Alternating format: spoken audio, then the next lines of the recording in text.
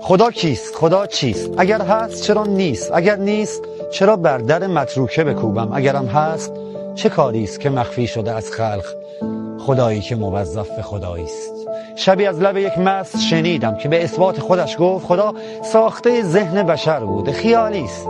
یکی فاز به فرگشت و یکی گفت انرژی است و دیگر نفری گفت خدا از پدران آمده، ارثی است. منم درک خودم راز خداوند بگویم.